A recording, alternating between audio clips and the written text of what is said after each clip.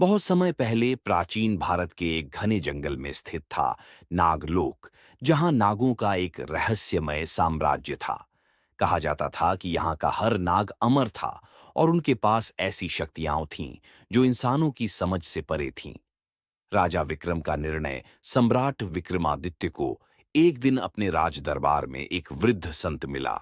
संत ने राजा को बताया कि नागलोक में एक रहस्यमयी मणि है, जिसे प्राप्त करने वाला अमरता और अपार शक्ति का स्वामी बन सकता है। लेकिन उसे प्राप्त करना असंभव था, क्योंकि नागलोक की रक्षा स्वयं नागराज वासुकी कर रहे थे। राजा विक्रम को यह सुनकर बहुत जिज्ञासा हुई। उन्होंने अपने सबसे वीर योद्धाओं को साथ लिया और नागलोक की खोज में निकल पड़े। नागलोक का द्वार राजा विक्रम और उनके साथी कई महीनों तक घने जंगलों और दुर्गम पहाड़ों को पार करते रहे।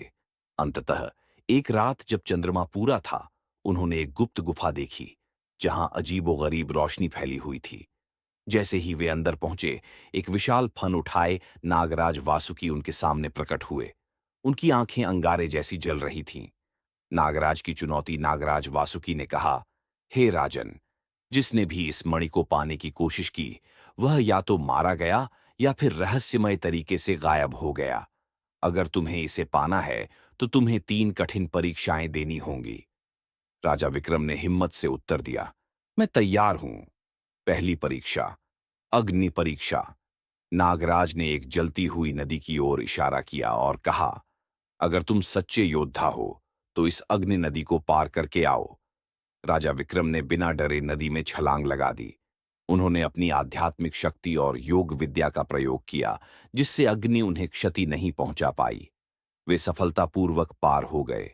दूसरी परीक्षा, मायाजाल। नागराज ने अब एक अदृश्य भूल भुलैया खड़ी कर दी। राजा विक्रम चारों ओर घूमते रहे, लेकिन कोई रास्ता नहीं मिला।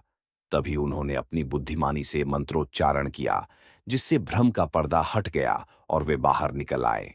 तीसरी परीक्षा, सत्य की परीक्षा। अंतिम परीक्षा में नागराज ने राजा से पूछा, सत्ता और शक्ति महत्वपूर्ण है या सत्य और धर्म?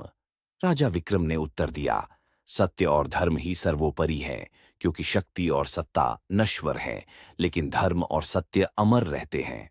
नागराज वासुकी प्रसन्न हो गए और उन्होंने मणि राजा विक्रम को सौंप दी। अचानक आया मोड़। जैसे ही राजा विक्रम ने मणि हाथ में ली, एक दिव्य प्रकाश फैला और भगवान शिव प्रकट हुए।